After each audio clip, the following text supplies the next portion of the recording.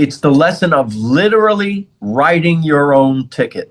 You cannot wait for someone to give you the job that you've dreamed of. No matter what it is, you make it happen for yourself. And people in the arts say it's so hard now to break in. It's always been hard.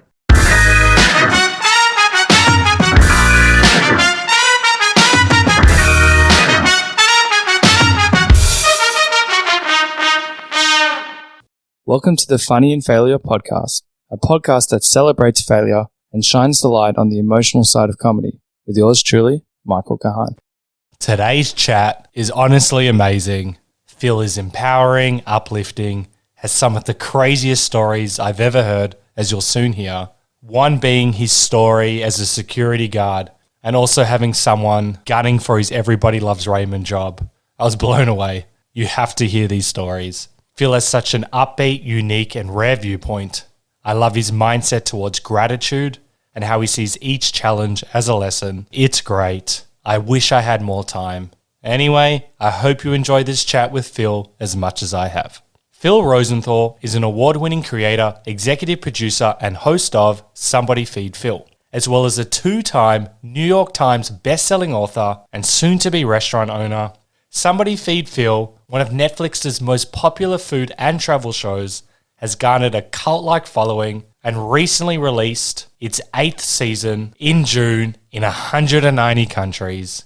The Emmy-nominated series is Netflix's longest unscripted series and combines Phil's love of food and travel with his unique brand of humor, and has become a must-see TV for foodies, restaurateurs, travelers, and armchair enthusiasts all over the world. Phil has been nominated for a 2024 Critics' Choice Real TV Award after winning Critics' Choice Real TV Award in 2022 and 2021 for Best Travel/Adventure Show and Male Star of the Year on behalf of the series. He also garnered a 2022 James Beard Award nomination for Visual Media Long Form. In 1995, Phil created the hit CBS comedy Everybody Loves Raymond, which premiered the following year.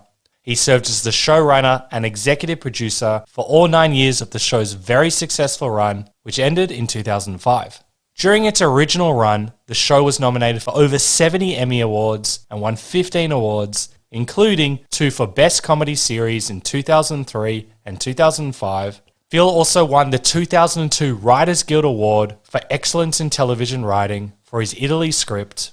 After the series wrapped, Phil penned a book on the art of comedy and the making of a sitcom classic. You're Lucky You're Funny, How Life Becomes a Sitcom was published in 2007 by Penguin Publishing Group. His early writing credits include the comedy series Down the Shore and Coach. He's also set to release a second cookbook in the series, Phil's Favorites, available now. You can check it out in the episode notes. It's more than just a cookbook. It's a celebration of food, family, and friendship, incorporating recipes from his family and friends, including Judy Gold and Anna Romano.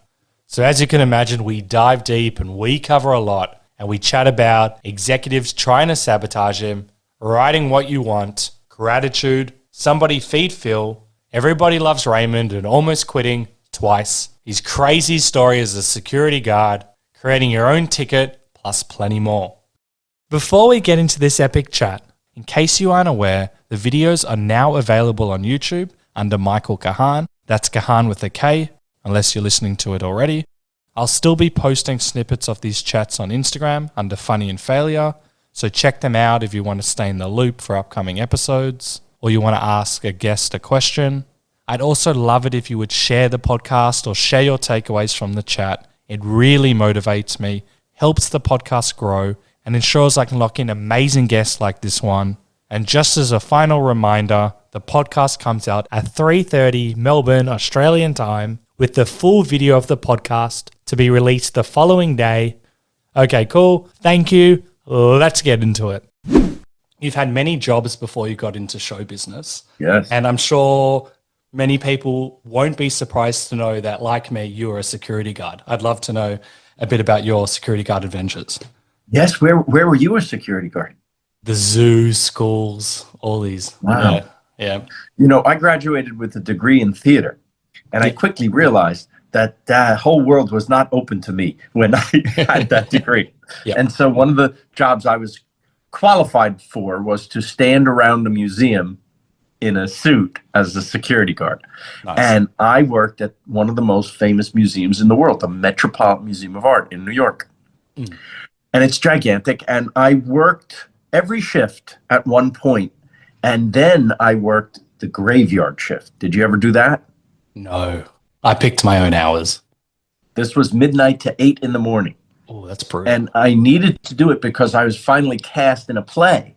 And then I would rehearse the play during the day and then perform the play at night in the evening and then make it to my job because none of the theater stuff paid me anything. So I needed a job. Midnight to 8 in the morning. I was 21 years old. I thought I could do this. I thought I could stay awake. Yep. I couldn't. On the third day, they found me asleep in a gallery, in an exhibit, on a 300-year-old bed. Okay, that's amazing. What made you pick that bed out of everything? Could you have not hit in the corner? Was it very appealing? I'll be honest with you. I was on cold medication in addition to being zonked out of my mind without sleep.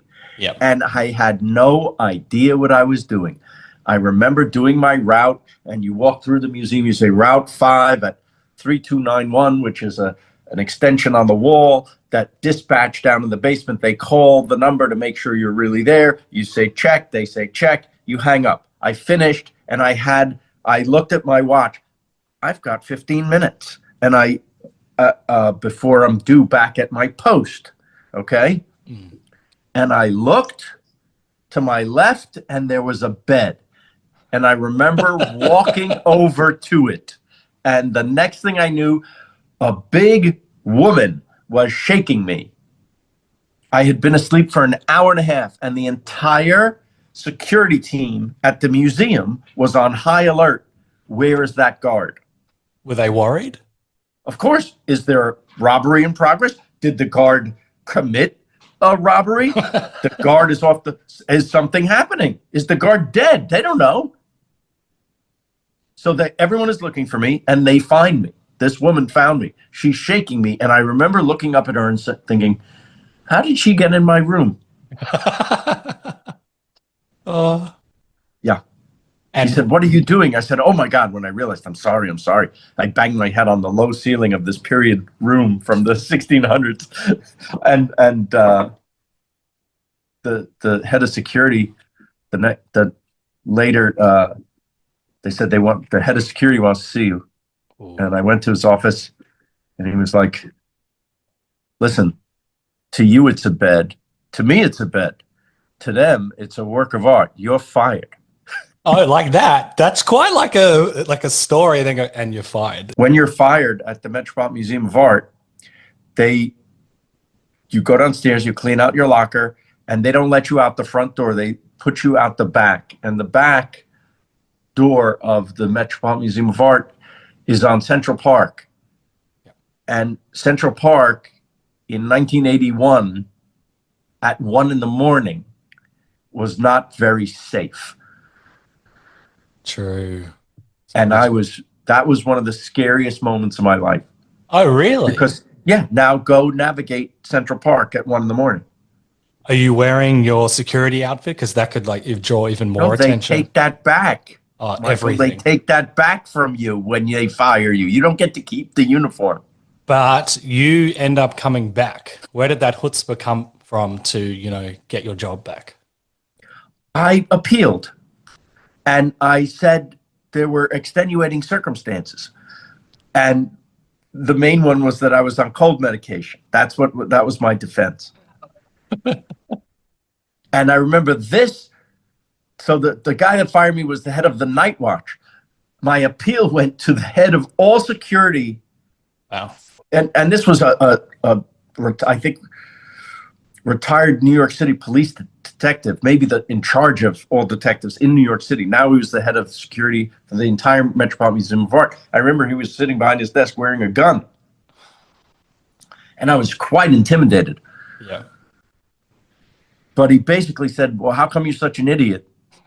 You know, That's a good defense. and I tried to explain myself, and he actually said this to me. He goes, you know, if we were at war, you would be shot for what you did. And I'm like, I'm glad we're not at war. That was my little joke. And he wasn't laughing. And he said, after a lecture, I'm going to give you your job back. I don't think I'm going to have any more trouble with you. I was shocked and thrilled. However, the people, you know, it's a hierarchy. So there's a head of my particular section of the museum. There's someone over them, someone over in this, then this head guy. The people who were in charge of my little world, including the woman who shook me awake, was my supervisor. Yep. Very angry that I got my job back. And I lasted maybe another month because they were looking for reasons to get me the hell out of there. So they all turned on you. They didn't like your sob story. They didn't. Somebody threatened to beat me up, actually, one of the guards. I have to tell you, there was this recent robbery in Paris, right? As soon as it happened, I told my friends, pretty sure the guards were involved. How do you know? Because I was a guard. Every crime that was committed in the museum, including mine, was done by a guard. Even when you were there, or you knew from stories? I can tell you a couple of stories. Yep. This was legend. This was happened before I was there, but this was. I'm excited. One of the guards broke into a case in the Egyptian wing of the Metropolitan Museum of Art, took Nefertiti's jewels, and took them to a pawn shop on 86th Street. And the pawn shop owner said, "Where'd you get these?" And he said, "My sister." And you know what the pawn shop guy did? He called the Metropolitan Museum of Art. He knew. Well, yeah, ancient jewelry, yes. and then ancient Egyptian jewelry. Crazy. This happened while I was there. You know who works midnight to 8 in the morning? People who can't get along with regular people during the day. And I can tell you that some of the guards were just this side of the law, and some of them were on the other side. And some of them had mental problems, and some of them had... The guy next to me was an artist who, after hours at the museum, went up to Rembrandt's self-portrait, took out his keys, and slashed the painting. Wow. And then called security and said, "I just defaced the painting. What should I do?" And they said, "Stay right there." He had the locker next to me, this guy. And I can tell you that the restoration department at the Metropolitan Museum of Art is so expert that you never heard about this. And this was a painting worth a priceless Rembrandt. Wow, they've probably done so many things like that, but also, of course, the guy calling up, was he just like psychotic? Like, hey, look what I did? Well, you're psychotic to do the thing, first of all, so why not do that too? Who the hell knows? I don't know. They were crazy. I could tell you more stories, but some of them aren't as nice as these. So it sounds like a lot of fun. And then moving on, I know I lasted a year there. That's pretty good, given what you've just said, and you've skimmed a fair bit of it. Well, that was including working, the day shift as well, where my job was, don't touch the art, please don't touch the art. I said that every 2 minutes, and also down the hall, first door on the left. For the bathroom. Now, if we can flash forward for a second, this story actually has some relevance to my life, aside from being this embarrassing thing that happened. I wouldn't call it embarrassing. I went from odd job to odd job. Yeah. I managed a deli for a while. I temped. I worked in different offices. I worked for a movie company. Yep. Yes, telemarketing. That was the worst of all. But then, I'm going to say 9 years later, I start writing. And I come to Hollywood. I'm going to write a spec script, meaning a sample sitcom script to show that I can write. I have a partner who can write a sitcom. So I wrote a Roseanne with my partner. Oh, it's a Roseanne. Okay, I wrote a sample Roseanne. You know what the story was? The dad needs extra money, So he works at the local art museum at night and falls asleep on a 300-year-old bed. And when we showed this around town, everybody said, "What an imagination." So isn't that a great lesson? Yeah. You never know about what experience you're going to have in your life and how it may come back in a good way later. Brilliant. If that didn't happen, maybe I'm not a writer in Hollywood. How interesting is that? When people bought this script, did you ever tell them that this actually happened, or did you hold that close to your heart so they think that you're this extra creative genius? I'm pretty sure that if they asked me where I thought of this, I told them it happened to me. And my whole career, including Everybody Loves Raymond, was always based on something that happened to me in my family, right? Or just in life. And now if you see somebody feed Phil, you're seeing it actually happen to me. Mm. Are you the type of person that carries like a notepad and pen and writes down everything?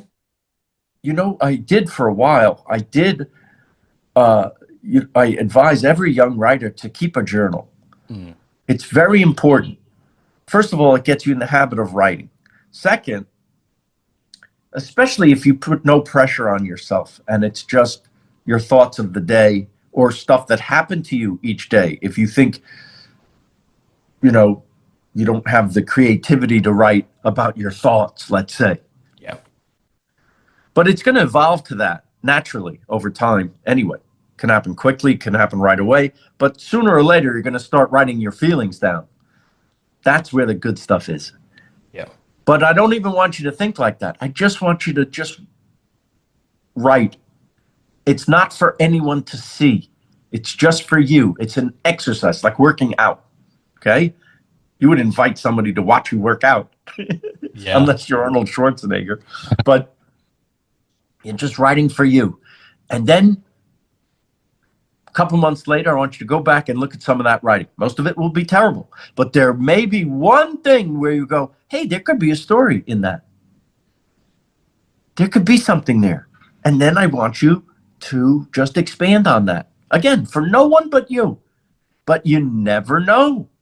I agree. I do that as well. I jot down everything. If people have even got funny stories, Yes. even if it hasn't happened to me, I write down everything. I'm that annoying Great. guy at a party. I think I've got over 40 pages of just one notes of just my little like scribbles and little things I've learned. And also for the non-writers, it's quite cathartic as well to go back and go, oh, that happened. Or, it's Yes, that's right. quite That's mentally right. refreshing. Listen, we forget everything, right? We forget a lot, 90% of what happens to us. We forget. So it's good to have a record. I can't tell you how many times I look back at notes that I made. I'm like, I have no recollection of that happening. Yeah. But then again, I'm old now, so it's a long time ago. That's hilarious. Should we go back to before you went to LA? Because you've got quite the journey. You mentioned acting before, and just long story short, obviously you know your own story. But I think you were a hotshot at college, you're a hotshot at school. You wanted to pursue acting. It wasn't quite working out for you. You said that New York didn't get the memo and how good of an actor you were. And you end up... That's right, in high school. They didn't know. No one told New York what a great actor I was in high school and college. There's still time. It will happen for you. And then you end up writing is it a successful off-Broadway show, which kind of changes your life as well? Can you tell me about that, the struggles and how you ended up? These are after 8 years of struggling, all of us in New York at these odd jobs. Some friends of mine from college got together and said, let's write a show for ourselves to be in. And I can't tell you how valuable that lesson is. It's the lesson of literally writing your own ticket. You cannot wait for someone to give you the job that you've dreamed of. No matter what it is, you make it happen for yourself. And people in the arts say it's so hard now to break in. It's always been hard. There is an advantage right now at this point in life. We are, all of us, born with a full studio in our pocket. Yep. You can make content. you can get it out there. Does that mean you're going to have 1 million followers the first day? No. But people think short term. This is maybe the problem with the whole world in every field, including our politics, including everything. Everybody is grab it now, don't worry about later. Yeah, give me. And when you think that way, there is no later. Yep. So plan for later. In other words, invest in your future. Start by, if you want to be an actor, make a little video with your friends. And then make another one, and then make another one, and then make another one, and then make the example of my career for people is not just what a lucky SOB I am, which I am, but also if you make something a priority in your life, you will not stop until it happens. Yep. The reason you may know me or have heard of me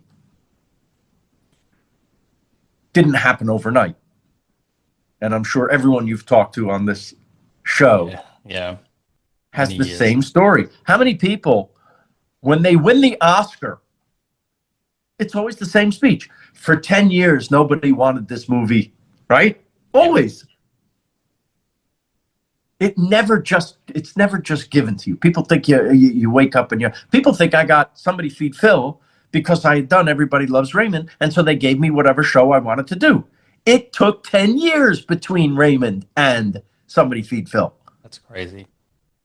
Yes, because I was switching lanes in Hollywood.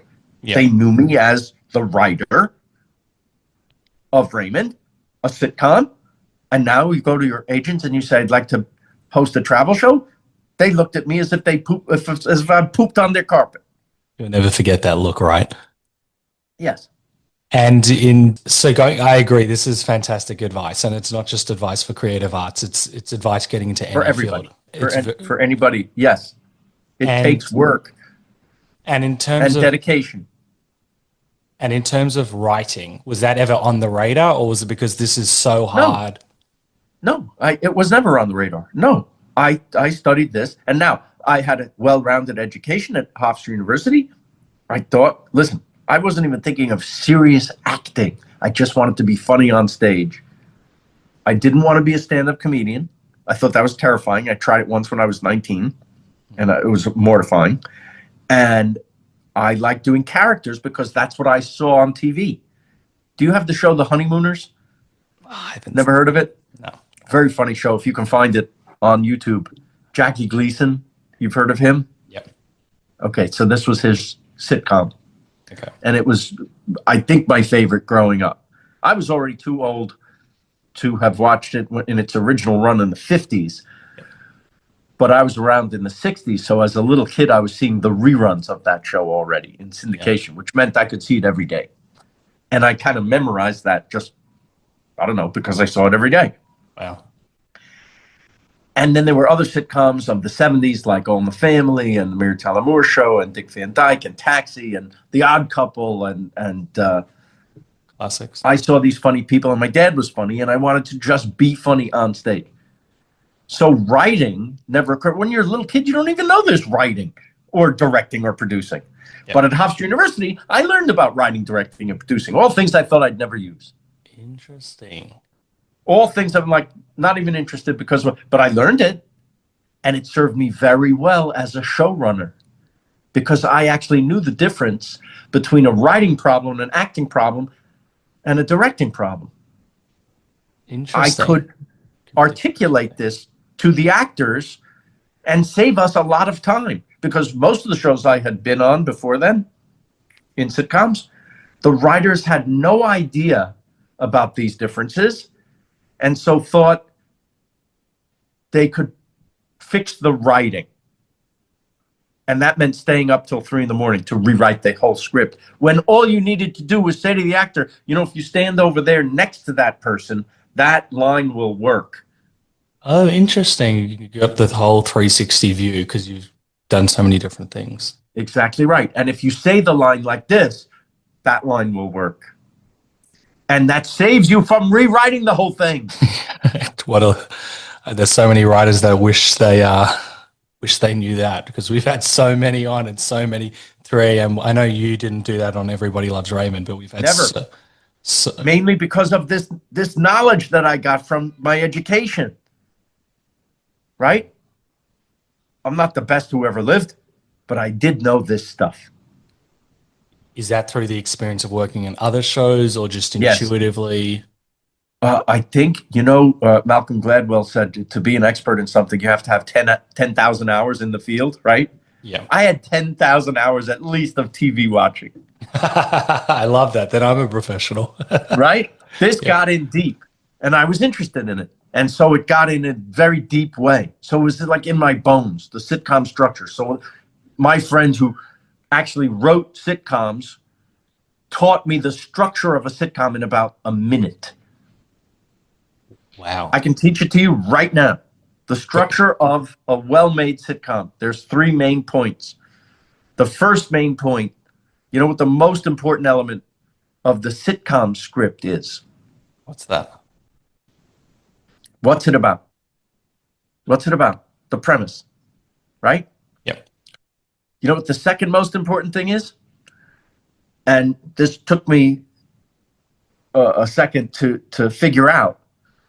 But it's actually, and we're talking about the structure of the sitcom, okay? The act break. The act break is that moment in the middle of the show where we're going to go to commercial. All the action of the first act rises to this moment. All the action of the second act is going to come from that moment.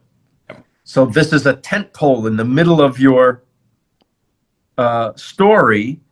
The classic act break line is, "We're getting married." Commercial. Leave him. Right? To grab when you him. come back, the aftermath of that bombshell of "we're getting married." Okay. And the third most important element is the conclusion. Was it worth driving all this way for that? Yep. Big finale. So, premise, act break, conclusion. What is that in storytelling? Beginning, middle, end. Voila. That's it. Okay, but once you have that structure, you'd be shocked how many shows that you watch don't have that structure. And you feel it as a viewer, the structurelessness of it, if it's not there. It's like you're driving on the road. We take for granted that the road is smooth and we're driving, but you sure as hell know if the road has been, chopped up. And you inherently know, as a viewer, this is not a strong episode of television. Yeah. And then you feel it inherently that it is. You can feel it deep with when it's well made, well constructed. You don't articulate that out loud, but you feel it. It makes everything better when it makes sense in our brains. Good premise. I love what this story is about. A great example of a great show with a beginning, middle, and end. A great episode of television. And I would say the strongest episode of this sitcom is Seinfeld. Yep. The Contest. Oh, interesting. Not only is the premise phenomenal. Yep. We know what the contest was, right? Yep. But it's also one of the only episodes of that show where all 4 characters didn't have their own story. They were all involved in one main story. Interesting. Which made it stronger also. Yeah. It wasn't, and I made it a rule on Raymond that we would only do what's called the A story. No B stories. No, if the show is about a big fight between Ray and Deborah over a suitcase, there wasn't also a story about Robert lost his shoe. Everyone, because of the proximity of the characters, they lived across the street. Yep. They could relate to the main story. They could weigh in on the main story. I felt if a story is worth telling on television, it's worth telling for 20 minutes. Or we wouldn't do it. So I wanted a strong story with a strong premise, a good middle of the story, meaning, these scenes are worth doing. a good conclusion. How is that received when we'll talk about the execs and people trying to sabotage you and all of that stuff, but how is that received? Because, there are formulas for TV. These are the rules, follow it. If you don't do it, you're out type thing. Was it received well from the execs when you're like, this is the structure I'm going to implement, or you didn't need to go that high level for them? There was one studio guy, you spoke of sabotage. Yeah. If you read my book, You're Lucky You're Funny, How Life Becomes a Sitcom, it's actually about what we're talking about, my life and how Raymond was made. This wrote it before the Food and Travel Show career. With Iago. But it's about how to make one of these sitcoms. Yes, the character is a real guy, but I call him Iago in this book. Mm. He worked for one of the studios, and he didn't like working at the studio. He wanted to run a sitcom, and he thought that maybe a good job would be mine. And so he tried to sabotage the show in the first season to get my job. This is real.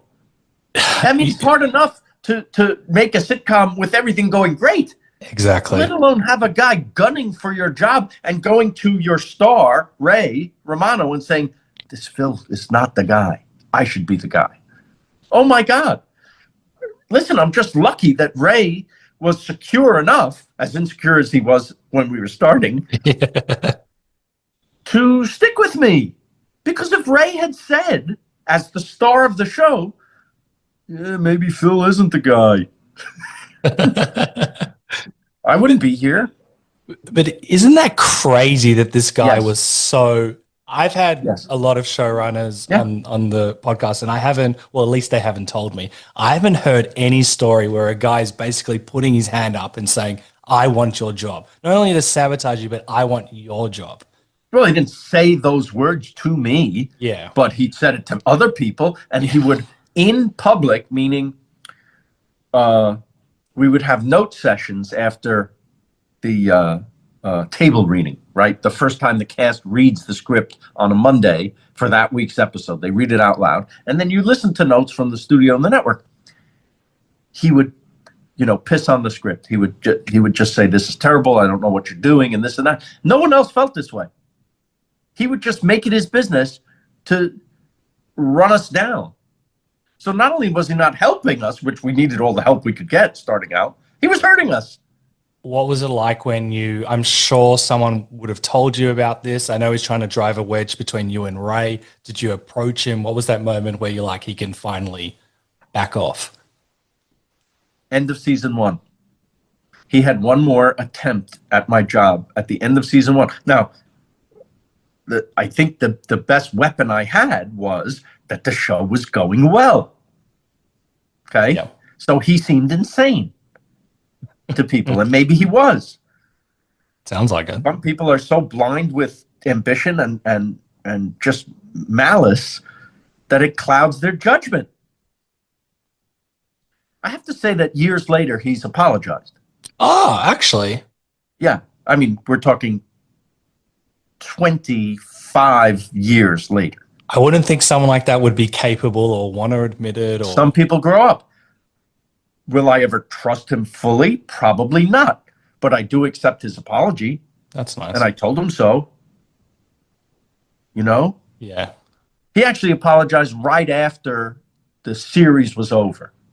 But I was too, I was too raw still. And I accepted his apology then. But deep down, I really didn't. But I did accept to his, but now years later, I don't have to see him. I don't think I want to go to dinner or anything. Because this, what he did was so egregious. It was so, here's the final straw. The show goes well enough that we hear at the end of season 1, we're picked up for season 2. Wow. This is like, what a feeling. Celebrating party. There's going to be a meeting, and the heads of the studios that produce the show, and me and Ray's management, we're going to have like a meeting in New York. We're going to have a meeting in New York to discuss the future, and I think it's going to be like some kind of celebration and good job, everybody. Okay. I walk into that meeting and everybody in that meeting except me has a binder. And the binder says, what's wrong with Everybody Loves Raymond? Wow. This guy printed 20 pages of his notes about what's wrong with the show, episode by episode, and sent it to everyone in the meeting except me. That is beyond crazy. And I almost killed the guy. I am not, if you see me, I am not a threatening fellow, but I really was enraged. I thought this is the lowest of the low. And I was like, what the fuck is this? How could you do this? And how come I didn't get one of these? Oh, I thought I sent it to your hotel. I thought you, I go to one of the other studio guys and I go, I'm so furious. He goes, Phil, don't worry about this. The show's a hit. Nobody's even reading this. So they knew. That was it. And guess what? His coup didn't work, and I never heard from him again. Oh, like never saw him or never heard from him again? He did not weigh in on the show at all, ever again. He never came to the set. He just stayed at his job working at the studio. Wow. And was later fired. I'm studio. Never bothered us again. Suddenly didn't care about the quality of the show. That is such a crazy, also. It is a crazy story, and it's probably more common than we know. Yeah, well, people don't talk about it. By the way, if the coup works, you don't hear about it. Of course. Because the winners write the history. Exactly. And then I will give him one credit, even though he's a psychopath, to get the binders and to write that much rubbish of notes. Like, there's a creative element there. You have to give him that. As much as the piece of shit he is, 20 pages worth of notes. There's no ChatGPT then. Is he just writing the same thing over and over? He was ambitious too. Wow. And you alluded to this before. It's extremely hard getting a show up. You've said previously it's like a miracle upon miracle upon miracle. And so you're just trying to create a great show, and then this is one thing that's happening. How do you deal with the stress of, there's other executives? I'm sure there's so many other things happening that, the common person wouldn't know. I don't know. I do know it took a toll on my mental health, the stress of it. I think there were times when I blew up at home over a minor thing when it wasn't about that. Yeah, of course. And I think some of the stress eventually sent me to therapy, which I did for a while. And I recommend. You have to. When stress becomes too much, it's debilitating in every way to your health. Your physical health, even. Yeah, all facets. So you get help wherever you can. There's no shame in that. It's just like if you broke your arm, you go to the doctor. So now something's going on in my head. I think I should fix it. And after a while, I felt like, okay, I feel better. I'm not going to keep going to therapy. It's like my arm is fixed. I'm not keep going to the doctor or keep wearing the cast. That's done. Yep. So some people feel they need therapy their whole life. That's a great, outlet for them. I felt I worked on what you did it when to. I needed it, and then I was done. And then I think I've replaced therapy now with absolute gratitude. Yes, I've been very excited to hear about this. Where does this come from? Because this is the game changer, I think, for mental health. For everyone. Yeah, yes. This is the common occurrence on this podcast, so I'd love to hear about it. What did I see online? Somebody said a really smart thing to do every morning. The first thing you do when you wake up is you say, today's a great day. Today's a fantastic day. Today's a wonderful day. Today's a marvelous day. Today's a beautiful day. Not today's gonna be, it already is. In the moment, present tense. It already is. Just saying that in your head every day makes it so. It literally rewires your brain, because usually what the human mind does when waking up, in my many years on this planet, is start with your worries. Yeah. Oh God, I got to do so much today. Oh my God, I got to talk to this guy from Melbourne at 8 a.m. Oh my God. Great example. So just doing that before you look at your phone and see, oh my God, look what Trump did now. Today's a great day. And then you turn over, look at your wife of 35 years next to you. Happy. I'm the luckiest guy you're ever going to have on your Fakakta show here. I'm the luckiest fellow in the world. That's how I feel. Look what I get to do. Look how my life worked out, even with Yago trying to kill me. Yeah. Even with getting fired and thrown out of the museum at 1 a.m. These are now stories that actually make my life a little more interesting. Yeah. And, you know, there are blessings everywhere. There were blessings during COVID. During COVID, if you didn't lose someone close to you, right? Or something very important to you, or if your business didn't fail during that, there were hidden blessings in this. Here was ours. Our kids were in their 20s. They had their lives. They were stuck with us.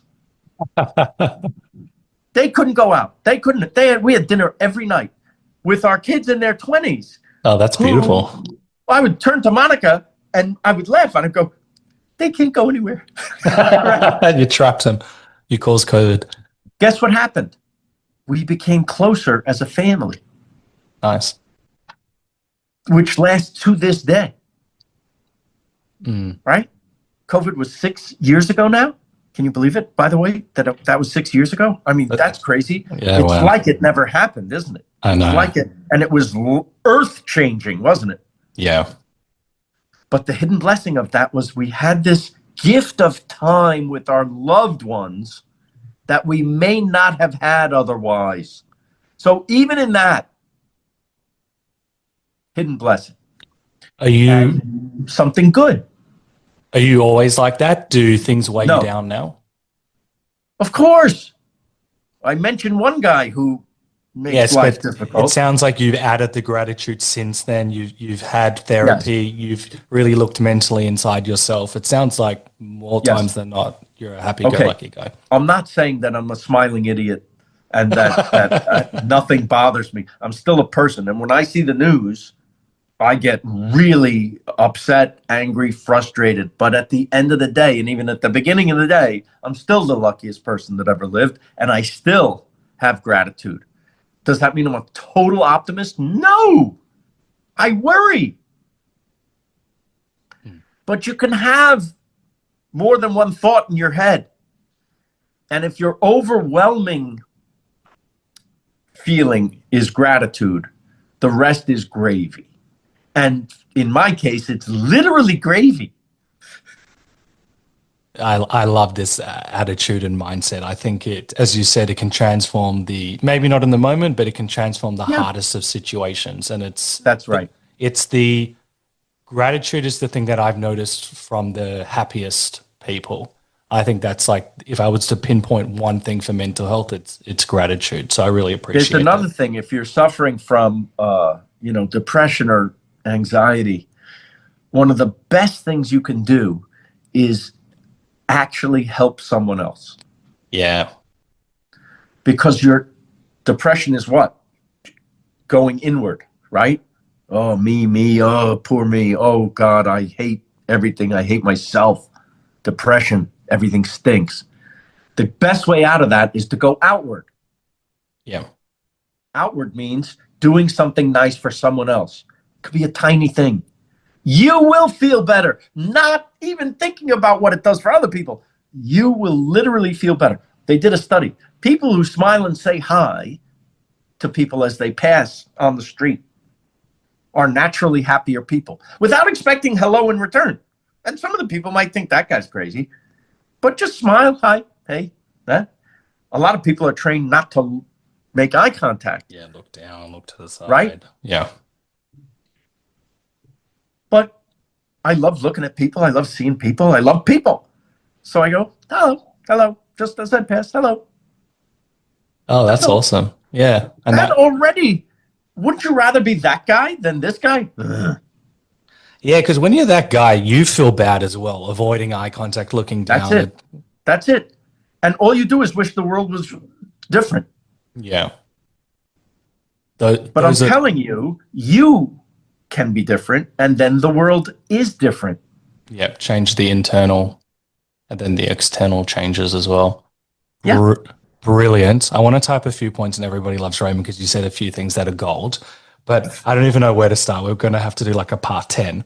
But you quit twice. Was it like a Larry David? Yes. That's it. I'm out. I'm not doing this. No, was it more not at all. Not at all. It was well thought out. It was not a calculation. Okay, so we're casting the show. They liked the pilot script enough to let me make a pilot, to cast it and make one episode, right? The pilot. Yeah. We start casting, and an executive at CBS, this is not Yago, by the way. This is another guy. This is Yago was from the studio. This was from the network, a guy. Okay. Says, the president of CBS would like you to cast so-and-so as the wife, as Deborah. And as soon as I heard this name, I said, I don't think she's right for this part. And he said, you didn't hear me. The president of the network wants you to cast so-and-so, and if you don't cast her, you don't have a show. So now I'm upset. And I go to my agent. I say, can you believe this? This person, first of all, I don't even know if she's that great an actress. Second of all, she's completely wrong for this part. I don't know what to do. And my agent said, I would cast her. Like an agent would? Yeah. Exactly. And I said, well, I'm not casting her. And as a matter of fact, if they make me cast her, I quit.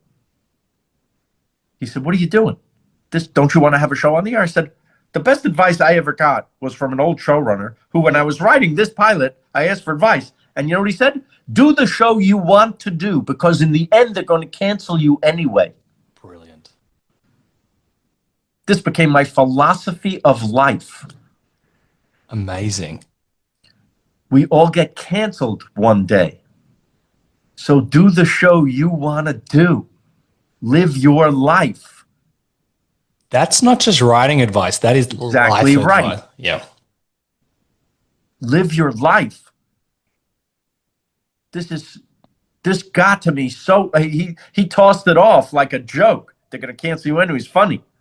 Mm. But look at the depth of meaning in that statement. Profound. Profound to me. Yeah. I don't remember a lot of sayings, but that's one is my, like, you can put it on my tombstone. Okay. Oh, brilliant. So I'm quitting. And he says, listen, don't be an idiot. Why don't you have her read for you at least? And I said, you know what? You're right. You're right. I'm going to read her. She won't read for me because she's so-and-so. And when I tell you, I'm not telling you her name, but this so-and-so was not a big so-and-so. Isn't that the best? She was had a small supporting role on a big show. Yeah. So she was somewhat known, but she was not the star of this show. She was not a minor character. I was like shocked that she wouldn't read. I said, will she meet with me? Because now I'm like, I will try anything to get my show on the air as long as I can live with it. Okay? I'd like to be proven wrong about this person. So she does meet with me. And she's a very nice person. And I convince her to read in the meeting. And she reads. And she's 10 times worse than I thought she would. Oh, the look on your face. Could you hide it? Oh, yes. Oh, I'm nice. a great actor. I know. Hot shot of college.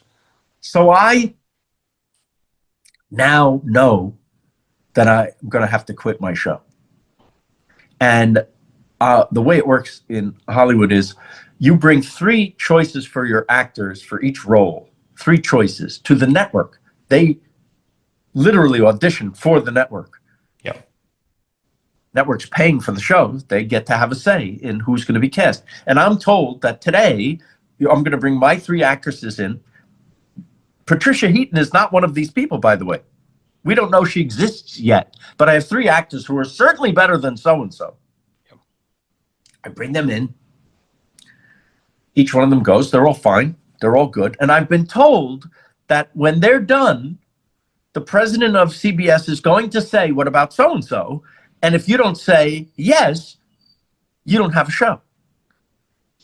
So I'm shaking in my boots. Today is the day I'm quitting my show.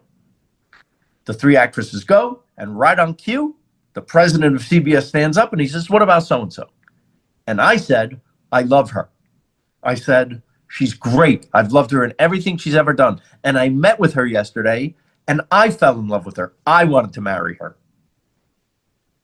But then she read for me, and I have to tell you, it's just not what I wrote. I think she could do it, but I also think that maybe we could do better.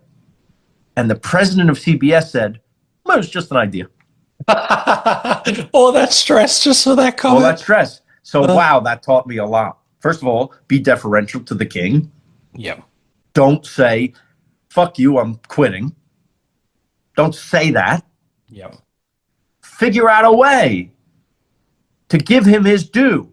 He had a good idea. I love her. She's just, and then reason. This may not work. He may have a deal with her. He may be sleeping with her. I have no idea. Right? Yeah. So I was lucky that that worked. A week later, Patty Heaton came in, and the rest blew us away, took her to the network, blew them away. Best wife ever on TV.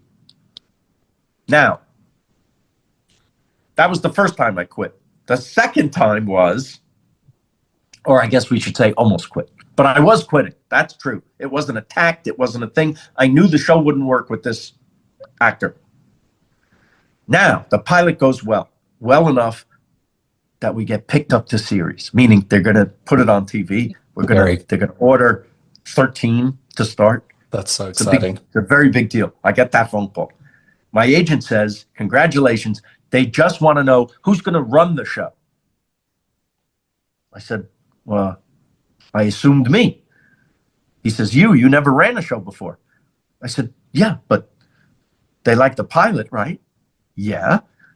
They like it enough to put it to series, right? Mm-hmm. Yeah. I said, so I'll do more like that. He said, you don't understand. This is now a multi-million-dollar operation.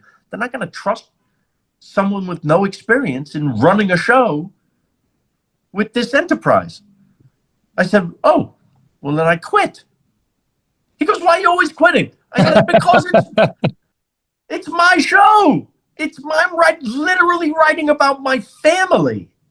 Stories from my family are in the pilot even. This is my show. I may not ever have a chance again. If someone else runs it, I've done enough sitcoms. I worked 5 years in other people's sitcoms to know what can go wrong with a show. I'm trying not to make those mistakes.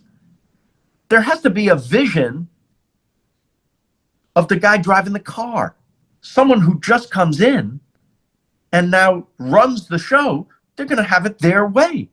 They know nothing about my sensibility, my family, what got us here. It'd be a completely different show. It doesn't make sense. So I quit. He goes, all right, don't get excited. Let me talk to them. And he calls me back the next day. He goes, good news. They're going to bring in someone with experience to co-run the show with you. I said, oh, if you put it that way, I quit. He says, why? I said, because I know how this goes. It's still that guy's show. Because why? He's the one with experience. So I'll be working for someone else on my own show. I quit. He goes, don't fool around. I said, I'm not fooling around. I know this won't work. So I'm sorry. Goodbye. And I hang up. And my wife says, why are you sad? I said, I think they're going to go ahead with my show without me. And the phone didn't ring. For 3 days, I lived in a world where they're going to do my show without me. And on the third day, my agent calls me and says, they're going to let you run the show. I said, myself? He said, yes. Amazing. I said, wow, why? You know what he said? The president of CBS said he liked how you handled that thing with so-and-so. Oh, that's so good. What a full circle moment. What was that feeling like when because you really rose to the occasion in that situation? It was just a lesson. That's all I go, wow. And that served me well when Yago was bothering me that whole time, right? After that. Yeah. Now, so I dodged that bullet. All of a sudden, there's a guy with a machine gun in the room. Yeah. So it's a crazy business. Even as I tell you these stories, I can't believe they happened, but it's absolutely true. I've done over 300 podcasts. I've never heard stories like this. We'll have to do another part, but I think you almost got a spin-off and it was quite close to getting made. And then the exec said they wanted hip and edgy. And then later on, as you said, it took 10 years for Somebody Feed Phil. Yes. I'll ask two questions on that.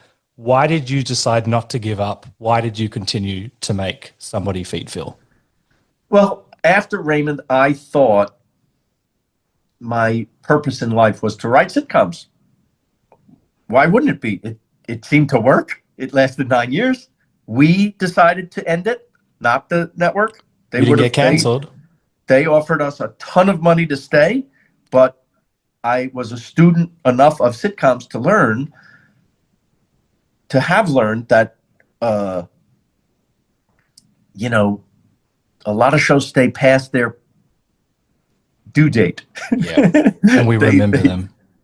Right. And I thought we should get off the stage before someone says you should get off the stage. And maybe by doing that, you will cement the show's legacy. And maybe that's why we're now celebrating 30 years of it being on the air. Amazing. Congratulations. All over the world. Yep. It's on every day all over the world. It's mind-boggling to me. By the way, we just filmed our 30th anniversary reunion special, which will be on this month. I don't know about this. Oh. Yes. It'll be first on CBS here in America, and then it'll be on Paramount Plus, which I think you get there. Yeah, we get. Most of my audience is in America, but that's... Yes. Congratulations. Yeah, November 24th is the premiere of that. And it's a 90-minute special, and I'm editing it now with the guys, and it's really fun. Oh, really fun. Ray and I host the special. It's so rare you get to do something like that many years later. Spectacular. Well, Ray and I became best friends, and Ray and I and our families became one family, as did the whole crew. And you'll see them all. And Ray and I vacation together every year with our families, every year at Christmas. Brilliant. We go somewhere nice. And we celebrate, whenever I see Ray, I say, thanks for the good life. And I'm sure he probably says it back at you. It's pretty nice. It's lovely. It's just a lovely thing to have happened, to have shared something beautiful with someone that you never met before, that experience. The writers and I are still close. Ray and I treasure these days that we had with the writers. Because why? They were the funniest people in the world. And we got paid to laugh every day. So when I say I'm the luckiest guy, this is what I'm talking about. And when people ask me, do you miss doing Raymond? No, we did the show. It's done. I miss my friends. And so what do you do when you miss your friends? You see them. That's my ultimate dream, is to have the perfect writer's room and the right mix. I'm so glad that you... That's no small thing, the right mix. I know, I've heard. Last question before we wrap up. Oh, but wait, I think I digressed. Yeah. After Raymond, I had a spinoff ready. Yeah. They didn't want it because all they wanted was, the hit show was Friends. And they thought that just get young, hot people. They didn't realize that Friends was an anomaly. In other words, God doesn't give with both hands. They don't make the young, pretty people also the funny people. But it worked on Friends. Yeah. Lightning in a bottle. What didn't work were all the things that tried to imitate Friends after. Yep. Right? And they didn't want the type of domestic family sitcom. They saw that as old-fashioned. Listen, they saw it as old-fashioned when we did it, even. That's wild. Well, I'll never forget, Yago at one point said, I don't understand what kind of show you're trying to do. And I said, what do you mean? I'm trying to do an old-fashioned, well-made, classic type of sitcom. And he said, all words we should be avoiding.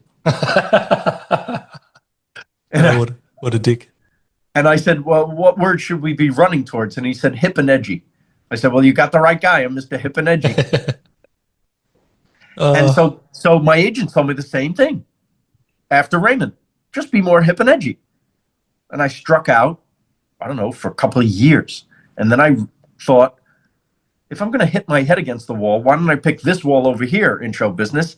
Something, that I would dream. Which was this travel show. I had an idea, and I sold this show with one line, ultimately, after being turned down by every network and studio. I'm exactly like Anthony Bourdain if he was afraid of everything. So good. And they just bought it like that? PBS did here, the public broadcasting system. We did 6 episodes originally. It was called I'll Have What Phil's Having. You can see these shows on YouTube now, the first 6 episodes. And then they couldn't afford to do the show anymore. So here came this startup called Netflix.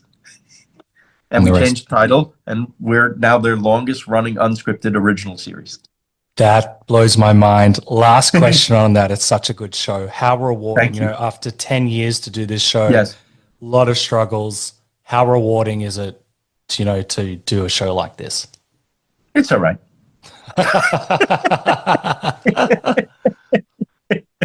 Again, luckiest guy in the world. And I want to keep doing it, but I don't know if they'll pick us up again. They could, listen, because we're their longest running thing, that's a great honor, but at the same time, they could say that's enough already.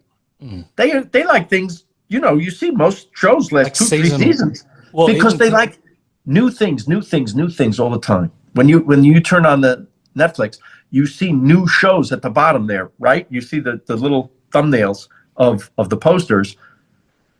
That's their business. That's what keeps us addicted. Yeah. New. Can't cancel. Why? New thing is coming. Yeah. What if I missed a new thing? Right? So who knows? I have no idea. But I'm going to figure out a way to do this the rest of my life somehow. Mate, I hope you get another 400 seasons. Thank you. I love your attitude. Before we go, how can people follow you? You've got a book. You've got a restaurant in honor of your parents, which is amazing. Shows. I still think you got some shows. Tell me what's going on. I'm doing live shows around the country right now. The book just came out yesterday, the second cookbook. It's called Phil's Favorites. It's the last 4 seasons of recipes from the show, our greatest hits in that, and then friends and family, great recipes also in restaurants that I haven't been to on the show, provided recipes, and essays about how I feel about these places and people. The restaurant is called Max and Helen's, after my parents, and it's a old school diner in Los Angeles on Larchmont Boulevard. It opens in a couple of weeks. And then what else? The live show, I said. I think that's everything, isn't it? I think so as well. Oh, Instagram, Phil.Rosenthal and Phil Rosenthal World, where you can go and see every single place we've been on every single episode with contacts for those places, so you can plan a trip and book these restaurants and things right on the website. What a mensch. Thank you. I really appreciate this. You have one of the best and most uplifting and optimistic outlooks, and you're very empowering. And yeah, I really appreciate this. Oh, aren't you nice? I love meeting you. Hope to see you in Melbourne, okay? I love how Phil talks about if you love it, you will find a way. He encourages us all, regardless of whatever industry we are in, to create our own ticket.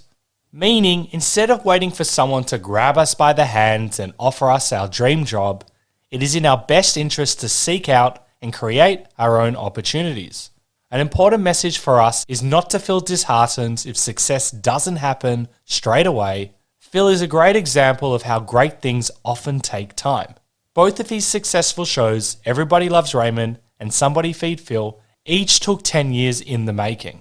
Phil embodies the idea that while it may feel like things take forever, in the bigger scheme of things, it feels like no time at all, and life is significantly better for pushing ahead and for pursuing your goals. So I'll leave you with this epic quote. Opportunities don't happen, you create them. Chris Grosser. Thank you for listening to the Funny and Failure podcast, exploring the deeper side of comedy.